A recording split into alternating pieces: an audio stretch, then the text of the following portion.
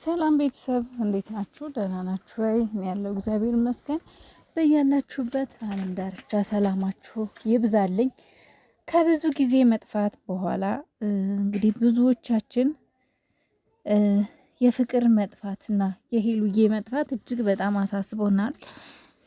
እንግዲህ ፍቅርዬ ምን እንደተፈጠረ ምን እንደሆነች ባናቅም እንግዲህ ዛሬ ግን ተከስታለች።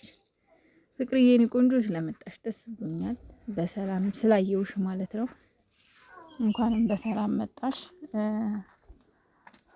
ያው አንዳንዴ ሴት ልጅ ስትሆኑ በህይወታችሁ ብዙ የሚያጋጥማችሁ ያ ማለት ወንድ ልጅ ያጋጥመው ማለት አይደለም፣ ግን ነገሮች ሴቶች ላይ ከበድ ይላሉ። ነገሮች ወንድ ችግር ቢደርስበት ጥንካሬ ያለው ቢያንስ የመቻል አቅም አለው። ሴት ልጅ ግን በጣም ከባድ ነውና ፍቅርዬ ብዙ መከራ ያሳለፈች ልጅ ናት። ብዙ ችግር ያሳለፈች ልጅ ናት። በብዙ ውጣ ወረድ ያለፈች ልጅ ናት እና እኔ በጣም ነው የምታሳዝነኝ። እውነት ለመናገር በጣም የምታሳዝነኝ የምታሳሰኝ ልጅ ናት የኔ ቆንጆ። በዛ ላይ ገና ጨቅላ ናት፣ ገና ህፃን ናት።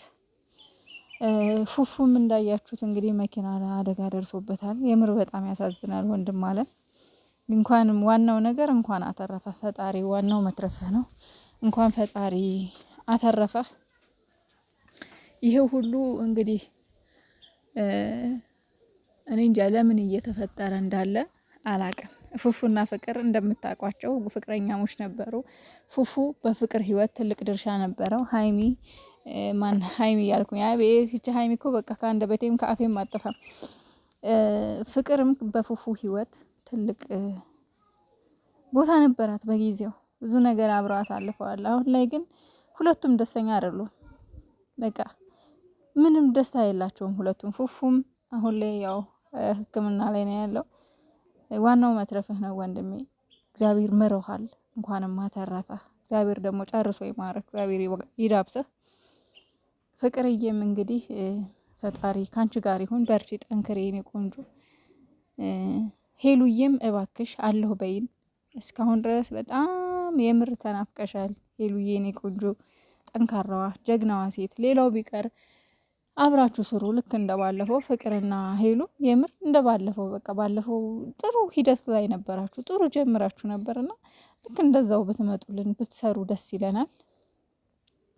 ባጠፉብን። ምክንያቱም እናንተ ሚዲያው ላይ በጣም ብዙ ብዙ ብዙ ብዙ ለብዙ ሴቶች አርአያ የምትሆኑ ሴቶች ናችሁ።